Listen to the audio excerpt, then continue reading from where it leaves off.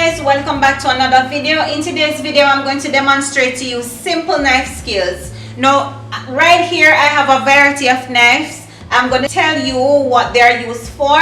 Now I'm going to talk about my chef knife. This is a 10-inch one, and as you can see, this one is really very sharp. This one is versatile, so if you have a lot of chopping, dicing, this one can achieve the work just the same. Here I have a bread knife. This knife is used to slice and cut breads and cake. All right, you can see the edges is like a bit jagged. That give you a nice slice bread. This one is a 5-inch chef knife. This is, most people have a chef knife in their house that looks like this. This one, guys, as well is used for chopping, for dicing and slicing. All right, also this one is a decorative knife. So if you have your potatoes, if you want to get potato wedges or you want to get the potato fries, you can slice this and it gives you a nice decorative edge, right? This is also my chopping knife. If you want to chop a bigger object like pumpkin or your breadfruit or any type of meat, you can use this one. For this one, guys, it's a smaller version to my chef knife. Let's say you're not so advanced in cutting and slicing, then I'd recommend this one. Alright, so now I'm going to show you how to hold your knife in the kitchen to guarantee safety. Never hold your knife at the edge. You don't have a firm grip to hold and to dice or cut. Never hold your knife by the blade, because while you're slicing you can slice your fingers. A proper way to hold your knife, guys, is to hold it by the handle and hold it very firm. So this is a good way to hold your knife. You have proper control over the knife, right? So if you're slicing, let's hold it from here. If you're slicing, you can, the knife is not sturdy. You want to hold it, you want to hold your knife a firm way so you have control when you're cutting. So I'm going to demonstrate to you 2 ways to cut your onion. First, you want to peel down your onion. So you want to hold the knife like that. You want to go around.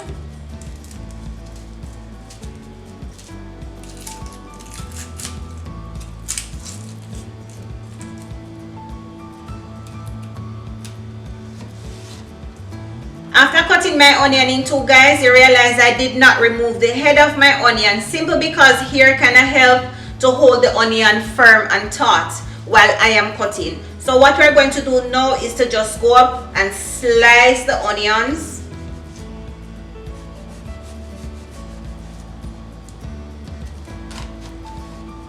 So after cutting your onion, let's discuss proper hand placement. You cannot cut like this with your fingers out. I guarantee you, you're going to cut your fingers off. A good way to do that, never hold the object in your hand like this. Most Caribbean people, we tend to hold stuff in our hand like this and cut. That's bad way to hold your knife and use it. All right, what you want to do, guys, is to make sure whatever you're cutting is firm on the board, not rolling all over, a firm way. And then guess what, your index finger should work as a guide. So let's start cutting now.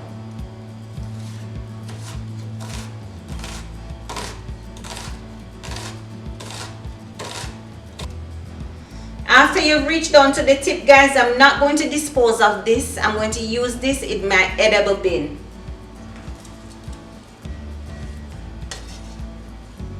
Now I'm going to slice. So a good way, guys, is to hold your knife taut and you slice using a back and forth method, right? This ensures that you get an even cut on your onions. Now we're going to cut our sweet pepper. A good way to cut your sweet pepper to ensure even slice is to remove the head of your sweet pepper and also the bottom. Now remember, I said don't throw away your edible food like vegetables. You can use them. So after cutting off the head and the bottom, we're going to make a slice at any side. And what you're going to do now is to remove the inner part by slicing the area. So we're going to slice and we're going to have even slices. So this area, you see that? We don't need that, but we're not going to dispose of it in our garbage bin.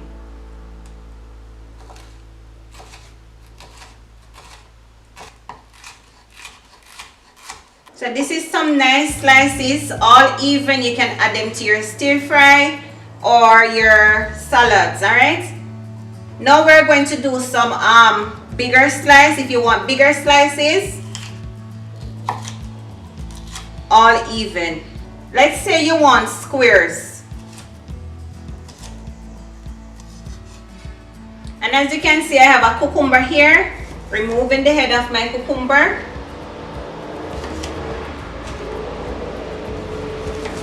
Holding the knife tip down and cutting your vegetables that easy to stick on your knife will help the vegetable to just fall off. So you want to hold and slice. Here I have a few pak chow leaves. If you have your leafy vegetables and you want to cut them down nice and even, what you can do as well is to stuck your leaves together. You're going to remove the heart of your vegetable, so you're going to slice it.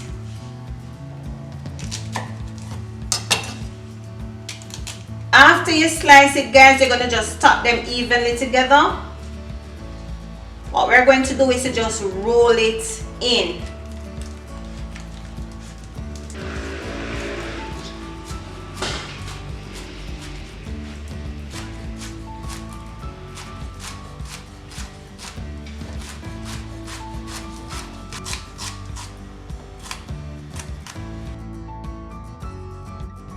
You see how even your slices are? So for my carrot, I'm going to peel it down. Always create a flat surface for your carrot to cut.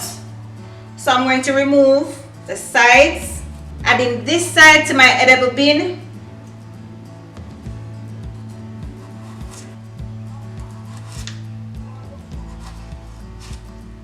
After cutting your carrot disc, now you can julienne in any size you wish. For dicing,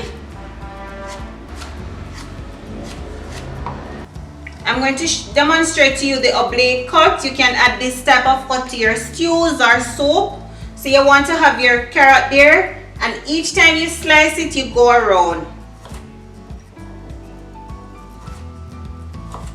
So here I have my julienne strips. I have the smaller thin ones, and then you have like around a ½ inch thick. I have my dice and my oblique cuts.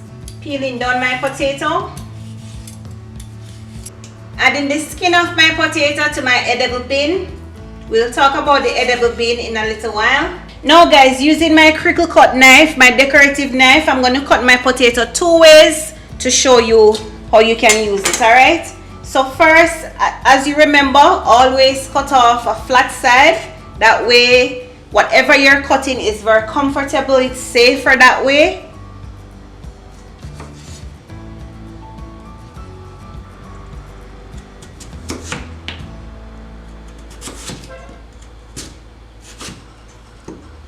Let's say you have your potato fries and you want it to look very nice and appealing for the kids. You can do it this way.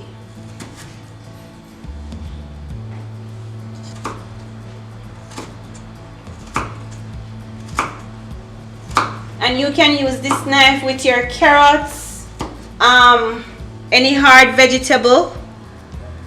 Look how amazing that looks.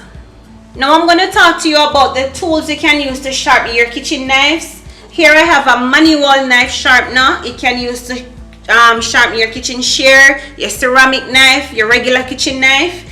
You also have the electric sharpener, which you can use to sharpen your knife. Whichever one you use to sharpen your knife, as long as you're comfortable using it, that is okay. Alright, so I'm going to demonstrate to you how to sharpen your knife.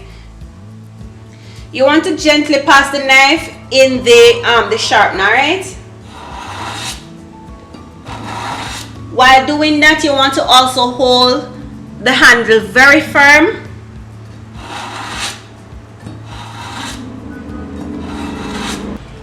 After you have finished sharpening the kitchen knife, you want to make sure you rinse it off properly before you use it. showing you guys all the cuts that we spoke about earlier, and you can see everything is even to cut.